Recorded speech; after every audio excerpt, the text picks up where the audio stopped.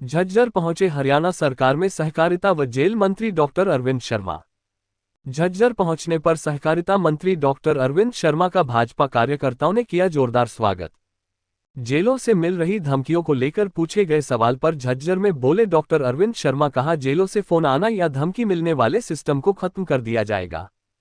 हरियाणा सरकार में सहकारिता एवं जेल मंत्री डॉक्टर अरविंद शर्मा रविवार को झज्जर शहर में आयोजित सामाजिक कार्यक्रम में शिरकत करने पहुंचे। मंत्री अरविंद शर्मा का झज्जर शहर में आयोजित सामाजिक कार्यक्रम में पहुंचने पर भाजपा कार्यकर्ता व शहर के लोगों की तरफ से जोरदार स्वागत किया गया। इस मौके पर भाजपा के तमाम पदाधिकारी व कार्यकर्ता भी मौजूद रहे। लगातार जिलों से मिल रही धमकियों को लेकर पूछे गए सवाल पर भी बोले जेल मंत्री डॉक्टर अरविंद शर्मा, कहा जेलों में बहुत सुधार हुआ है। अगर कोई भी आपको ऐसा नजर आता है तो मैं चैलेंज के साथ कहता हूं, सख्ती से कार्रवाई की जाएगी।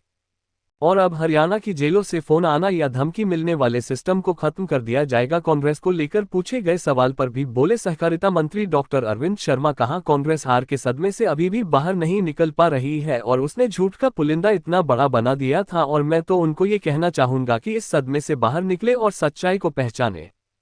36 बिरादरी के आशीर्वाद से तीसरी बार हरियाणा में भारतीय जनता पार्टी की सरकार बनी है। कांग्रेस पार्टी द्वारा नेता प्रतिपक्ष का नहीं बनाए जाने को लेकर पूछे गए सवाल पर बोले डॉक्टर अरविंद शर्मा, कहा वो उनकी पार्टी का अंदरूनी मामला है। हरियाणा पर्यटन स्थलों को लेकर भी बोले डॉक्टर अरविंद शर्मा, कहा कि पूरे प्रदेश में पर्यटन को बढ़ावा दिया जाएगा और जितने भी पर्यटन स्थल है उनको मैं देख रहा हूं और प्रदेश में पर्यटन स्थलों को बेहतर बनाने के लिए हर संभव प्रयास किया जाएगा ताकि पर्यटन में हरियाणा प्रदेश का नाम और आगे जा सके।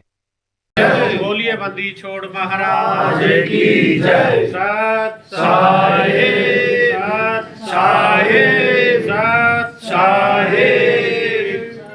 इसका मैं सारे अध्ययन कर रहा हूँ और बहुत अच्छा पर्यटन में जो है हरियाणा को और ज़्यादा ऊंचाई पे लेके जाएंगे। मनोहर लाल जी के पुराने प्रोग्राम हैं, मेरे पास चर्चा हुई है, उन सब प्रोग्रामों को आगे बढ़ाएंगे। तो ऐसा है, बहुत सुधार हुआ है जेलों में, नहीं समझे।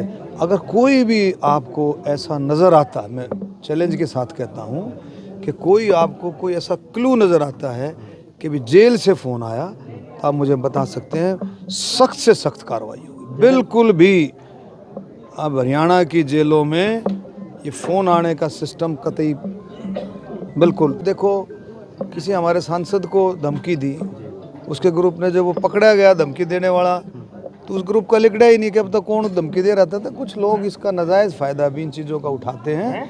लेकिन निश्चित रहे, मैं जो बात कह रहा हूँ वो निश्चिंतता ये है कि जेलों से जिस तरह के ऐसा सुनते थे कि भाई चला रहे हैं, बाहर फ़ोन कर देते हैं ऐसा, लेकिन ऐसा अब कोई ऐसा कुछ होगा नहीं। मैंने पहले भी कहा है, कांग्रेस इस सदमे से अभी भी बाहर नहीं निकल पा रही है। उसने झूठ का पुलिंदा इतना बड़ा बना दिया था, इतना लोगों को गुमराह कर दिया था, इतना ज़बरदस्त लोगों को गुमराह कर दिया था कि पोलिंग के बाद भी लोग इतने गुमराह हो गए थे, आप सोच सकते हो। पोलिंग के बाद भी लोग धड़ाधड़, क्योंकि उसकी शैली इस तरह की थी, उनकी बातें इस तरह की थी, गुमराह करने की बातें इस तरह की थी। अब उसको इस सदमे से बाहर निकलना चाहिए। और मैं तो ये कहूँगा कि भी बाहर निकले और सच्चाई को पहचाने। सच्चाई क्या है? 36 बिरादरी ने, पूरे हरियाणा में 36 बिरादरी ने मोदी जी के नेतृत्व में, नायब सैनी जी के नेतृत्व में, अमित शाह जी, नड्डा जी, हमारे मनोहर लाल बड़ोली जी, सबके नेतृत्व में, मनोहर लाल जी के नेतृत्व में भारतीय जनता पार्टी को ठोक करके वोट दिया है, आशीर्वाद दिया है।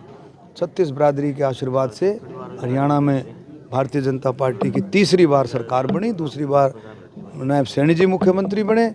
और अब जो लोगों की को उम्मीद है, ये सरकार बहुत अच्छे तरीके से, चाहे किसान है, खेती और मजदूर है, SC है, BC है, OBC है, जनरल जाति के हमारे गरीब साथी हैं, कोई भी कैटेगरी हो, महिलाएं हैं, बुज़ुर्ग हैं, खिलाड़ी हैं, स्वतंत्रता सेनानी हैं, शहीदों के परिवार, कोई कसर छोड़ी नहीं जाएगी। व्यापारी है, छोटा व्यापारी, बड़ा व्यापारी, हर एक की सेवा के लिए, हर एक के कामों के लिए नायब सैनी जी की सरकार, हम सब तत्प्रिय हैं, बिल्कुल बिल्कुल खूब बढ़िया तरीके से काम करेंगे।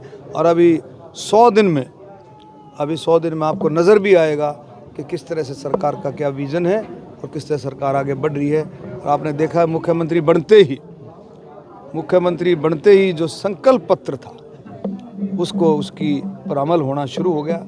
25,000 नौजवानों के जो नियुक्ति पत्र थे वो एकदम बनते ही माननीय मुख्यमंत्री जी ने उनके रिलीज़ किए। ये बहुत बड़ी बात है। नेता